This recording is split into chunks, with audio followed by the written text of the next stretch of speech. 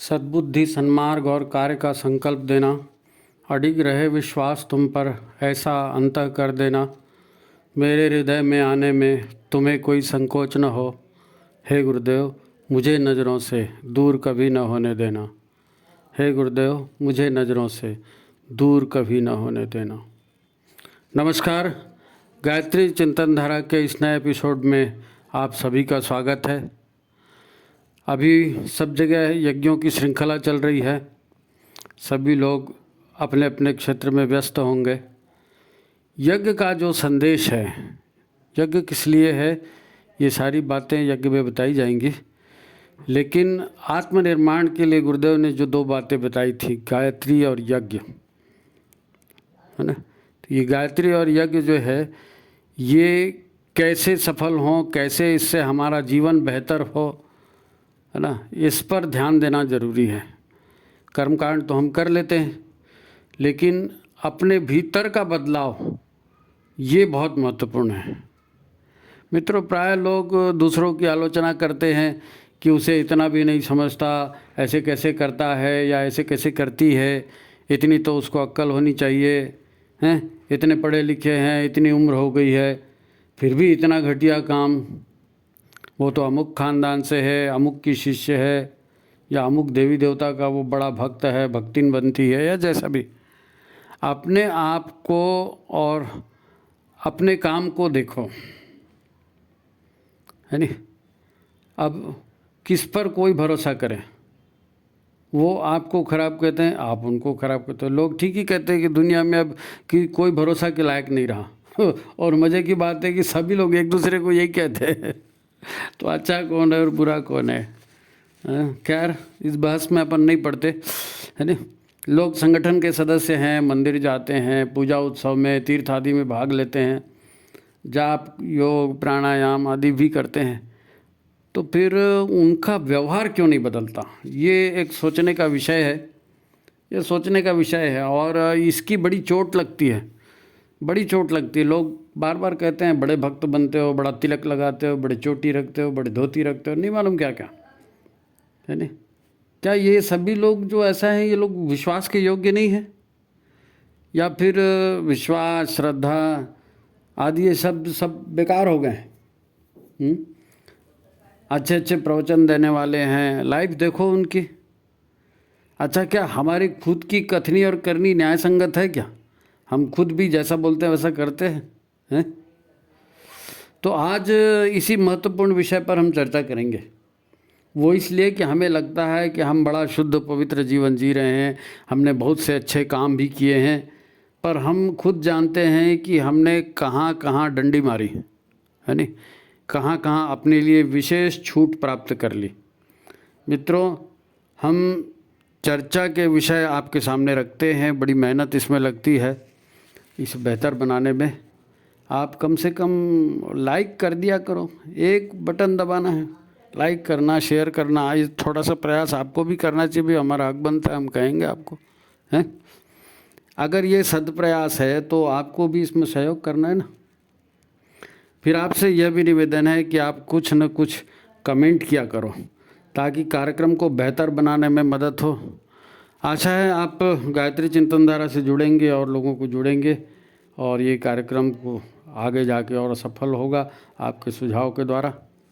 तो ठीक है, कार्यक्रम शुरू करते हैं। मित्रों, जिसने भी मानव शरीर में जन्म लिया है ना, वो कुछ तो अच्छे काम उसने किए होंगे, तभी मानव शरीर मिला है। फिर मानवता की, परिवार की, संगठन की मर्यादाएं हमारे से क्यों टूट रही हैं? इंसान के जैसे रहना चाहिए, परिवार में परिवार की मर्यादाओं का पालन करना चाहिए, संगठन में संगठन का अनुशासन होना चाहिए, सहयोग सेवा की बात होनी चाहिए। ये स्वार्थ, मोह, लाभ, लोभ, ईर्ष्या, द्वेष, ये सब हमसे छूटता क्यों नहीं है? हम सब जानते हैं कि ये अच्छी चीज़ नहीं है, लेकिन करते समय हम वही कर देते हैं, उसी में फंसते हैं, और उसी में फिर अपनी लाइफ भी खराब होती है, परिवार भी खराब होता है, संगठन भी खराब होता है ना। तो ये व्यवहार हमसे छूटता क्यों नहीं? हमारा व्यवहार हमसे सुधरता क्यों नहीं? ये कब सुधरेगा और कैसे सुधरेगा? तो कुछ छोटी छोटी सच्ची घटनाओं से हम इसको आज समझने का प्रयास करेंगे, क्योंकि जीवन बार बार नहीं मिलता और महाकाल जैसे गुरु भी बार बार नहीं मिलता, और युग परिवर्तन जैसा ये सुअवसर ये तो युगों में एक बार आता है। तो जितने भी दिन हमारे ज़िंदगी के बचे हैं ये अच्छे फलदायी बने, इसके लिए हम चिंतन करें। यज्ञ कर रहे हैं, जाप कर रहे हैं, कर्मकांड कर रहे हैं, वो ठीक है, लेकिन उसका बेटर रिजल्ट कैसे मिलेगा? तो विश्व के इतिहास में, देश के इतिहास में जो कुछ प्रसिद्ध घटनाएं हैं उसके आधार पर हम समझेंगे कि लोगों का जीवन कैसे बदला। तो जैसे लोगों का जीवन बदला वैसे हम भी बदल के देखेंगे, है नी? तो एक महाभारत के प्रसंग से शुरू करते हैं। महाभारत का एक प्रसंग है, भगवान कृष्ण ने एक दिन दुर्योधन से बात की, है ना? दुर्योधन से बात की, उसके हृदय में सद्भाव जगाने के लिए उससे उन्होंने प्रश्न किया, हे दुर्योधन, तुम तो महान चंद्रवंशी खानदान से हो, विद्वान माता पिता के पुत्र हो, है नी? ऋषि द्रोणाचार्य के शिष्य हो, है ना? महान भीष्म पितामह तुम्हारे पूर्वज हैं, उनका जीवित उदाहरण तुम्हारे सामने में। विदुर तुमको चाचा कहते हो, उसके जैसे धर्मात्मा, इनकी संगत भी तुम्हें उपलब्ध है, फिर भी तुम्हारे काम इतने घटिया क्यों होते हैं? अब ये अंतरंग बातचीत है, श्री कृष्ण की दुर्योधन से अंतरंग बातचीत है। तो दुर्योधन ने क्या कहा मालूम? दुर्योधन ने कहा कि हे तात, मैं जानता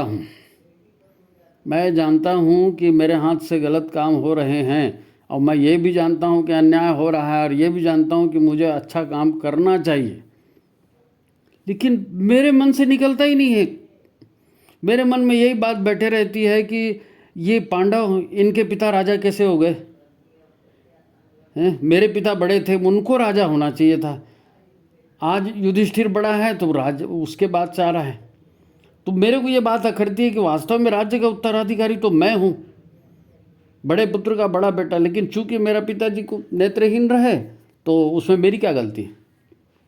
और मुझको हर बार जब तुलना होती है ना, कोई भीम से तुलना करता है, कोई अर्जुन से तुलना करता है, तो मैं जल भून जाता हूँ। मेरे में क्या कमी है जो मुझको नहीं मिला? तो इन्हीं सब वजह से जो है मेरे मन में ईर्ष्या उत्पन्न होती है। अच्छा, और फिर मेरे साथी जो हैं, मेरे साथ मेरे मामा जी हैं, और वो बिल्कुल मेरे साथ लगे रहते हैं, शकुनी मामा। तो वो मेरे लाभ की बात हमेशा बोलते हैं, और उनकी बात ऐसी रहती है, इतनी मधुर मीठी रहती है कि मैं उसको काट नहीं पाता। मैं जानता हूँ कि वो भी मुझको फंसा रहे हैं, लेकिन पता नहीं मुझको ऐसे लगता है कि इसी में मेरा फला है और मैं यही काम करता हूँ। अब यहाँ पर एक महत्वपूर्ण चिंतन की बात है। बात केवल दुर्योधन की नहीं है, बात हमारी सबकी है, हम हर कहीं कोई ना कोई अन्याय ढूंढ रहा है, कोई पक्षपात ढूंढ रहा है, किसी को उपेक्षा की बात आती है, तो बहुत सारी बातें आती है। हमारा दिमाग कहता है कि हम जो कर रहे हैं ये गलत है, ये नहीं करना चाहिए, लेकिन हम वैसे कर देते हैं क्योंकि हमारी संगत वैसी है, क्योंकि हमारे संस्कार वैसे हैं, क्योंकि हमारे मन में वही घूम रहा है। व्यक्ति बदलता कैसे है, सुधरता कैसे है, अच्छे काम कैसे करता है? आप गुरु से जुड़ गए, आपने जाप करना शुरू कर दिया, आपने प्राणायाम करना शुरू किया, वो सब अपनी जगह ठीक है। आप पूजा पाठ करते हैं, चोटी रखते हैं, तिलक लगाते हैं, वो सब ठीक है। लेकिन सवाल यह है कि जब कोई योजना हमारे से बनती है, जब कोई काम हम करते हैं, तो क्या हम बुद्धि से काम करते हैं? क्या हम बुद्धि से काम करते हैं? वाकई बुद्धि से हम योजना जरूर बनाते हैं, लेकिन काम जब हम करने जाते हैं तो हमारे संस्कार, हमारी मनोवृत्तियाँ, है ना, हमारी मनोवृत्तियाँ ये मुख्य भूमिका निभाती हैं। ये मुख्य भूमिका नहीं, जैसा मन बोलेगा वैसी इंद्रियां काम करेंगे, वैसी जुबान, आँखें, कान, हाथ, पैर सब वैसे ही काम करते हैं। और हम इंद्रियों में रस लेते हैं तो फिर हम उससे बाहर निकल ही नहीं पाते, है नी? तो ये जो दुर्योधन और कृष्ण का संवाद है, ये वास्तव में बहुत गंभीर है ना। दुर्योधन से उन्होंने पूछा भी, क्या तुमको ऐसा नहीं लगता कि मेरे से गलती हो रही है तो मेरे को प्रायश्चित करना चाहिए, नहीं तुम्हारे हाथों से लगातार इतने घटिया काम होते हैं। तो वही बात वही थी कि मैं सोचता तो हूँ, लेकिन पिता की सत्ता, मामा का प्रेम और शायद फिर पिछले जन्म के संस्कार हैं, और जब मेरा अहंकार है मुझको झुकने नहीं देता, क्योंकि मेरे अंदर मेरे को कोई दुर्गुण दिखता ही नहीं, तो मेरे को ऐसा लगता है मैं क्यों झुकूं।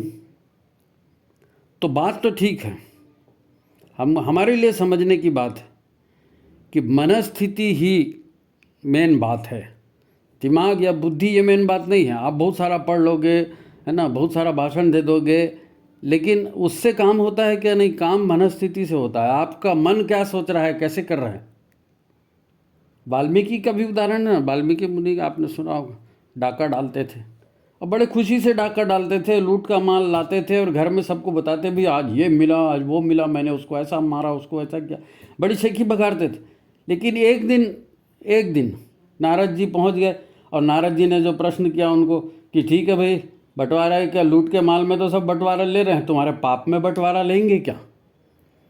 अब अभी तक दिमाग उस काम को अच्छा बोल रहा था, लेकिन जब नारद जी ने प्रश्न किया कि क्या पाप में तुम्हारे घर वाले पार्टिसिपेट करेंगे, पाप का भागीदार बनेंगे, और परिवार वालों ने कह दिया नहीं हम तो नहीं बनेंगे, तब क्या हुआ? सारी परिस्थितियां वही थी, लेकिन मन बदल गया। मन बदल गया, अरे किसके लिए मर मर के करोगे, और ये मैं बुरे में जाऊंगा, नरक में जाऊंगा तो ये लोग मेरे साथ नहीं देंगे। मन बदल गया। मन बदल गया तो उनका चित्त बदल गया, उनका काम का तरीका बदल गया, उनका सोच बदल गया, सब बदल गया। और वाल्मीकि जो है रत्नाकर थे, तो रत्नाकर से वाल्मीकि ऋषि बन गए। वाल्मीकि ऋषि बन गए। तुलसीदास का भी यही, तुलसीदास जी की कहानी आपको मालूम है नहीं? अपनी पत्नी से कितना प्रेम करते थे, बहुत प्रेम करते थे और हमेशा उसके साथ रहते थे। और जब पत्नी के पीछे पीछे वो मुर्दे पर तैर करके वो अपने ससुराल पहुंच गए और फिर पत्नी ने उनको धुतकारा, तो बात मन में लग गई। बात मन में लग गई कि यार मैं जिससे प्रेम करता हूँ, जिसका हमेशा ख्याल करता हूँ, और आज मैं उसी के पास उसी से मिलने आया हूँ, उसको तो खुश होना चाहिए कि ये मेरा भक्त है, मेरे से मिलने आया है, देखो मेरा पति मेरे से कितना प्रेम करता है, लेकिन ये मेरे को धुतकार रही है और कह रही है कि इतना ही प्रेम अगर भगवान से करो तो तुम कहाँ के कहाँ पहुँच जाओगे। तो फिर क्या हुआ? अभी तक जिस बात को वो गौरवपूर्ण ढंग से पराक्रम की बात मान रहे थे, एकाएक मन बदल गया। एकाएक मन बदल गया, और मन बदल गया तो फिर तुलसी जो है, तुलसीदास जी जो है वो अपने ओरिजिनल तुलसीदास के रूप में आए। अगर वो वहाँ पर पत्नी की चोट नहीं पड़ी होती उद्गारों की, और वहाँ पर अगर मन नहीं बदला होता, तो आज तुलसीदास इतने प्रसिद्ध नहीं हुए रहते। तुलसीदास इतने प्रसिद्ध नहीं हुए होते। मन बहुत बहुत ज़बरदस्त चीज़ है। ज्ञानवान तो ठीक है, वो आप हासिल कर लोगे, पराक्रम भी कर लोगे, सब हो जाएगा। एक बार जब आता है ना, आत्मविश्वास जागृत होता है, संकल्प जागृत होता है, तो आदमी बड़े से बड़ा काम कर जाता है। शिवाजी की बात ले लो। शिवाजी, आप ढेर उदाहरण है भारतीय इतिहास में। जीजा माता 12 साल की उम्र से भगवान से प्रार्थना कर रही थी कि यवन मुगल आतताइयों से बहन बेटियों की रक्षा करना है। हे भगवान, मेरा विवाह होगा तो मेरे को ऐसा बच्चा देना कि जो इनका काल बन सके। और 12 साल की जीजा माता बड़ी होते तक लगातार वो ऐसे ही पुत्र की कामना करते रही। जब गर्भ धारण हुआ तो भी उन्होंने माँ भगवती से यही प्रार्थना की कि ऐसा पुत्र देना माँ जो ऐसा करे। और पूरा मन शिवाजी का तो गर्भ में ही बन गया था, और शिवाजी फिर बचपन से माँ की इच्छा पूर्ति में लग गए थे। मन मन मन मन को बदल दिया, जिंदगी बदल गई। मन को बदल गया, जिंदगी बदल गई। भगत सिंह का उदाहरण बहुत फेमस है। भगत सिंह, उनका परिवार पूरा आर्य समाजी था, और चाचा और भाई, पिताजी और ये सब लोग स्वाधीनता आंदोलन में और वेद के उत्थान में लगे रहते थे, आर्य समाजी थे। तो उनके मन में वही संस्कार आए, वही परिवार के संस्कार आए। उनके जब आर्य समाज के सत्संग में जाते थे तो वहाँ भी अंग्रेज़ों का विरोध की उसकी बात होती थी, तो लग गई बात। उनके मन में कोई बात लग गई कि नहीं, अब ज़िंदगी भर देश को आज़ाद करना है। वो शादी ब्याह सब एक तरफ छोड़ो, शादी नहीं करना, मैं तो भारत माता के लिए काम करूँगा। ये मन बदल गया और आज भगत सिंह अमर हो गए। मन बहुत चीज़ है। हमारे मन में क्या चल रहा है, हम क्या सोच रहे हैं, है ना, ये बहुत महत्वपूर्ण होता है। कि हम, ये बात महत्वपूर्ण है नहीं कि आपने कौन कौन सी विद्या सीखी या कौन कौन सी डिग्रियां हासिल की। अब दूर की क्या बात है, आप देश, आज पूरी दुनिया जिस बात से परेशान है वो क्या है? दुनिया आतंकवाद से परेशान है। आतंकवाद में क्या होता है? एक जिहादी आता है, अपने पेट में बम बांध लेता है, भीड़ में घुस जाता है और अपने आप को मार डालता है, अपने आप को मार डालता है। यहाँ सुखों के लिए तरसता है आदमी, धूप से छाँव में आना चाहता है, खड़ा है तो बैठना चाहता है, हैं? भोजन मिल गया तो स्वादिष्ट भोजन चाहता है, आराम मिल गया तो गद्देदार कूलर एसी चाहता है। भाई मन की डिमांड है। तो फिर इनका मन ऐसे कैसे हो जाता है कि अपने आप को पेट में बम बांध के खुद को फोड़ दिया? यहाँ तो जो सात्विकता की बातें करते हैं, गुरु के प्रति समर्पण की बातें हैं, वो भी कुछ काम करते समय आगे पीछे सोचते हैं, मेरे को तकलीफ हो जाएगी, इतना पैसा खर्चा हो जाएगा, ऐसा नहीं ऐसा करते हैं, ऐसा नहीं ऐसा, यानी कहीं ना कहीं से बचने का रास्ता निकालते हैं। लेकिन ये बंदे पेट में बम बांध के अपने आप को फोड़ने के लिए तैयार है। क्यों? सिर्फ इसलिए कि उनके मन में ये बात बिठा दी गई है कि आप यदि इस जिहाद में शामिल होकर के मर भी जाओगे तो जन्नत में आपको 72 हूरें मिलेंगी और वहाँ शहद की नदियाँ होंगी और दूध की नदी, शराब की नदियाँ होंगी और वो सब भोग विलास आप कर सकते हैं। ये मन में बैठ गई बात, इतनी गहराई तक बैठ गई कि उन्होंने, दिमाग भी उनका काम नहीं करता कि अरे भाई मैं मर जाऊंगा तो कैसे होगा। वो एक बंदा पकड़ाया था, वो विस्फोट करने वाला था खुद को और विस्फोट नहीं कर पाया, तो उसको पुलिस पकड़ के ले गई। तो पता चला उसने जो है ना अपने गुप्तांग में वो लोहे की कटोरी बांध के रखी थी कि मैं जन्नत में जाऊंगा, अगर ये सब उड़ गया तो मैं वहाँ क्या करूँगा जाके। यानी कैसी मानसिकता मन में आ गया, भोगों की इतनी तीव्र कामना जी, इतनी तीव्र कामना कि मैं मर जाऊं, जन्नत में तो मिलेगा ना, हाँ चल ठीक है जाने दे। अरे मन आदमी से क्या क्या नहीं करवाता। मन के प्रति हमारा कोई ध्यान नहीं रखता। हम हमेशा देखते हैं गोरा रंग है, इतने पैसे कमा रहा है, इतनी डिग्री ली है, ऐसा है, फलाना ये खेलता है, वो संगीत का फलाना करता है, ठिकाना, ये सारी क्वालिटी इससे कोई थोड़ी होता है जी। इनसे कुछ होता है क्या? आदमी को प्रेम से जीवन जीने के लिए क्या चाहिए, है ना? शिवाजी का मन, भगत सिंह का मन कैसे बना? संस्कारों से बना, बातों से बना, ध्यान से बना, लोगों का जीवन उन्होंने देखा, है ना? जिहादी लगातार हर शुक्रवार को उनको सुनाया जाता है, ऐसा कर देना, ऐसा कर देना, बुक कर देना, ये हो जाएगा। हम अपनी खुद डेली लाइफ में देखें ना, हमारी मनस्थिति क्या होती है? जन्मदिन मनाना है, उसके यहाँ केक काट के बनाए थे, उसके यहाँ इतनी बड़ी केक लाए थे, उसके यहाँ मोमबत्ती ऐसी टाइप की आई थी, उसके यहाँ झालर ऐसा लगा था। बच्चे, छोटे छोटे बच्चे वो मजबूर कर देते हैं, उसका जन्मदिन तो होटल में मनाया था हम। ये कौन, कहाँ से जाती है बात? ये बात जो है ना, जो आँखों से देखते हैं और आसपास होते हुए देखते हैं, ये बात सीधी मन में उतरती है और मन चाहता है कि हम भी ऐसा करें। और अगर हमसे ऐसा नहीं हो पाता तो फिर हम इसको दोष देंगे, उसको दोष देंगे, सिर पटकेंगे, चोरी करेंगे, कुछ भी करेंगे, लेकिन हम वो करेंगे जो हमारे मन में आ रहा है। अभी टीवी के विज्ञापन आते हैं, इंटरनेट में भी विज्ञापन आते हैं, सब जगह विज्ञापन आते हैं। इतने विज्ञापन में करोड़ों अरबों रुपए लोग खर्चा करते हैं। क्यों करते हैं? वो आपकी भलाई के लिए थोड़ी करते हैं। कोई आपकी भलाई के लिए विज्ञापन नहीं करता। उनको अपना व्यापार बनाना है, उल्टा सीधा बोल के, आड़ा टेढ़ा करके, है ना, चाहे जो चीज़ें आपको खिला करके, बस पैसा बनना चाहिए। वो आपके मन में ये बात बिठा देते हैं कि ये करना अच्छा है, तो आप कर्जा लेके करोगे। ये मन जो है ना बहुत ज़बरदस्त चीज़ है। मन आदमी को बोलते हैं ना, वो बंधन और मोक्ष दोनों का कारण है मन।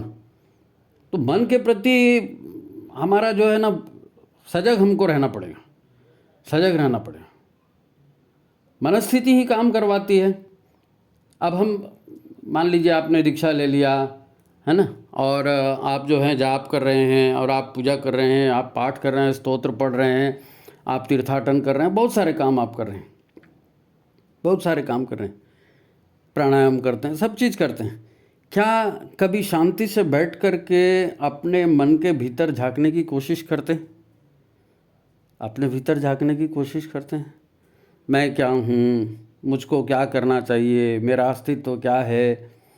क्योंकि ये जो अभी दिख रहा है ना, ये माता पिता, भाई बंधु, यार दोस्त, मकान, गाड़ी, ज़मीन जायदाद, इसके प्रति आपको नज़रिया बदल जाएगा इसके प्रति नज़रिया बदल जाएगा। अमलखेड़ा में पहली बार हमने वो देखा, एक सदवाक्य लिखा हुआ था कि मनुष्य अकेला पैदा होता है, अकेला मरता है और अकेला ही अपने कर्मों का फल भोगता है। अकेला ही अपने कर्मों का फल भोगता है। अब कर्मों का फल मतलब कर्मों की ऊर्जा। कर्मों की ऊर्जा, आपका सूक्ष्म शरीर मरने के बाद निकला ना, तो वो कहाँ जन्म लिया? कहाँ जन्म लिया? जहाँ आपकी भावनाएं तृप्त हो सकें, जहाँ आपकी कामनाएं तृप्त हो सकें, जहाँ आपका लेन देन बना है, तो उस लेन देन को निपटारा भी तो करना है, क्योंकि वो एक ऊर्जा है। वो जब तक रिलीज़ नहीं होगी, दिमाग में भरी रहेगी, तो आप उसी हिसाब से करो।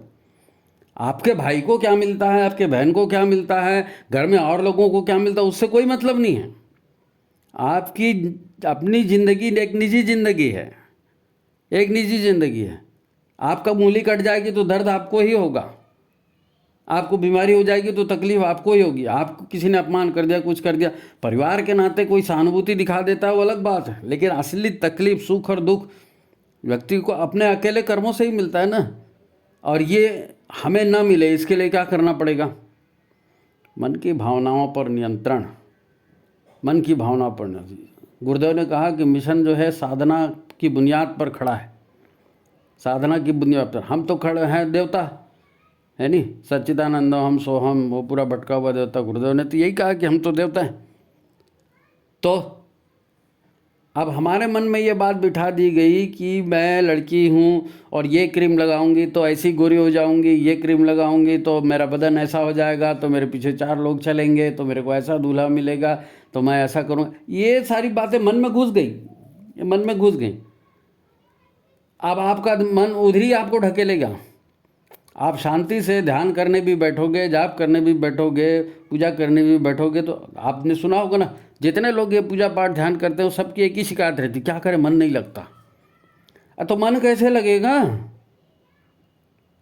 मन में आपने आँखों से कुछ देखा, कानों से कुछ सुना, जीभ से कुछ खाया, हाथों से कुछ स्पर्श किया, ये ऊर्जा आपके संपर्क में आई ना, ये ऊर्जा अंदर गई, अंदर जाके ये ऊर्जा स्टोर हो गई। ऐसी कितनी ऊर्जाएं लगातार भीतर जाते रहती हैं। अब जो ऊर्जा स्टोर हो गई है उसको रिलीज़ भी होना है ना, रिलीज़ भी होना है। तो वो कैसे? जब जाप करने बैठोगे तो निकलेगी ना जी, खाली बैठोगे तब निकलेगी। आप सो जाओगे तो सपने के रूप में निकलेगी, लेकिन निकलेगी, वो अंदर गई है ऊर्जा, वो निकलेगी।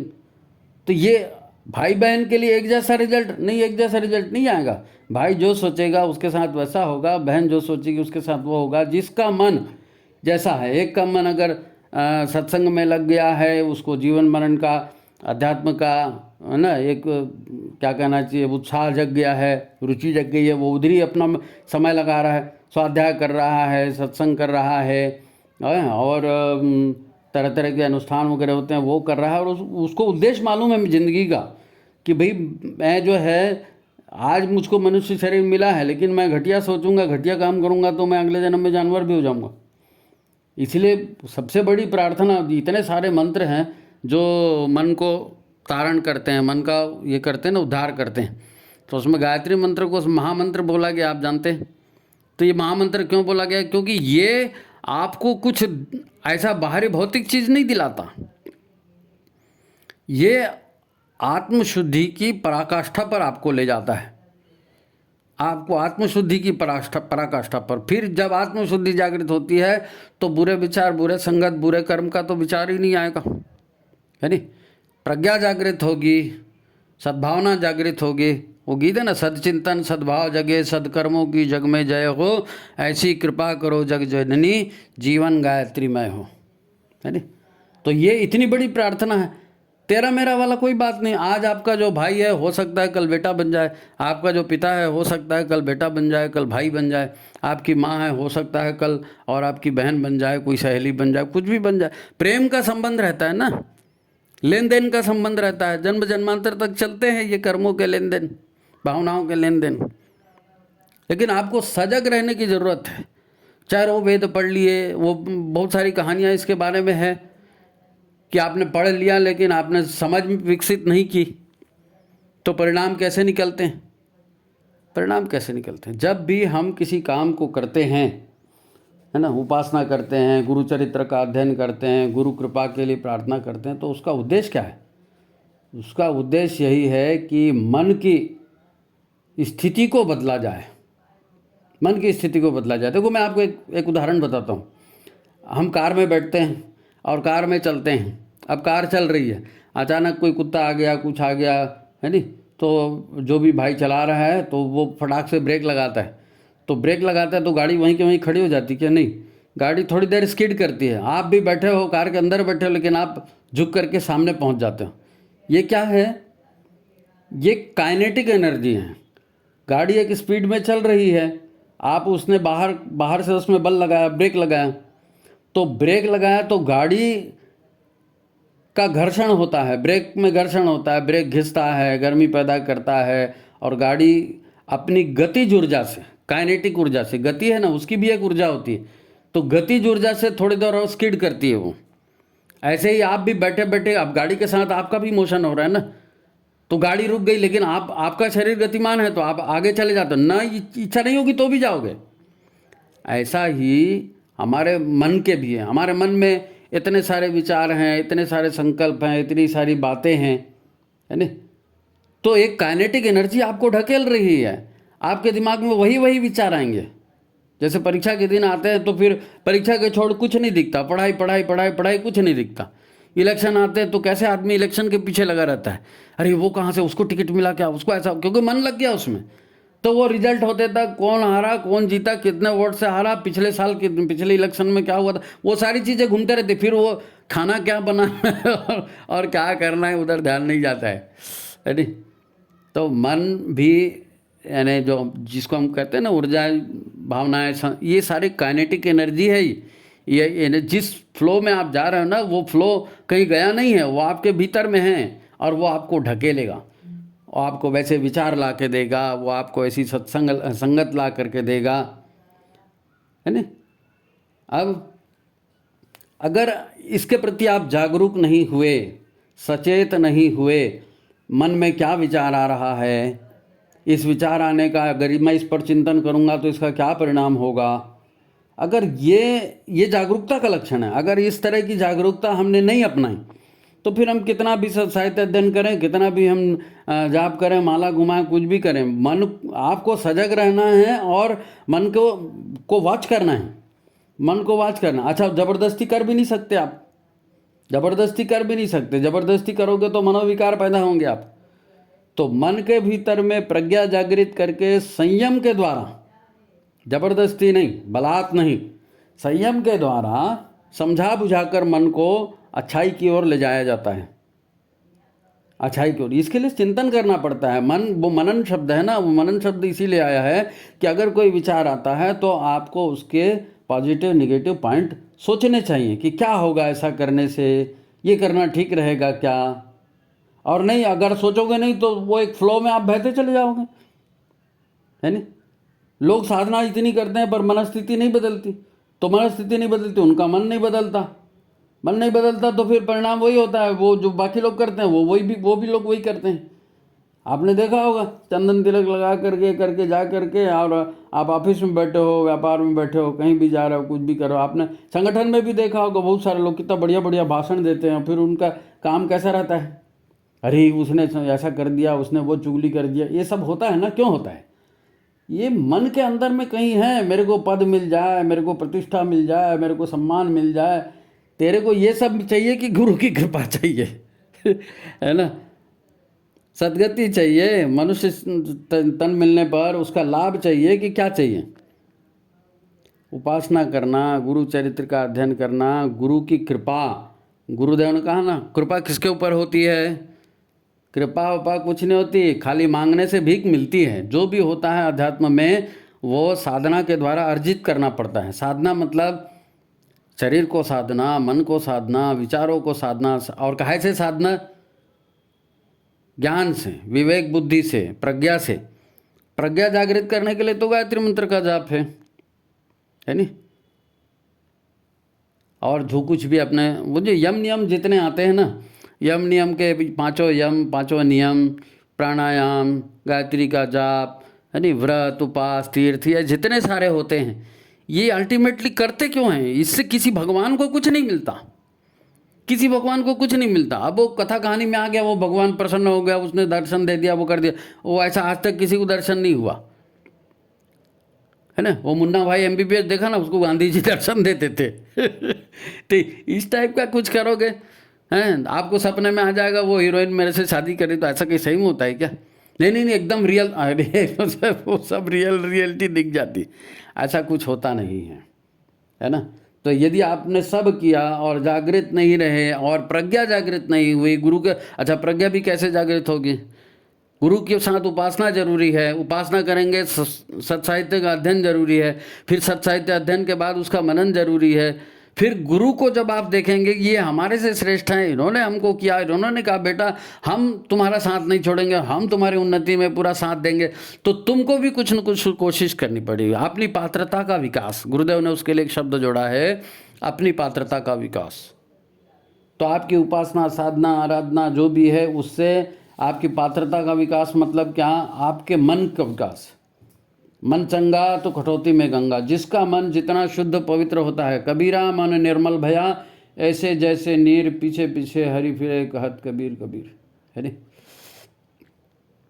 तो अर्जुन का मन बदल गया, अर्जुन खड़ा था रण युद्ध में, नहीं लड़ा हूँ दादा, मैं लड़ूंगा नहीं, ये तो ताश्री है, तो गुरुदेव है। तो कृष्ण ने क्या कहा?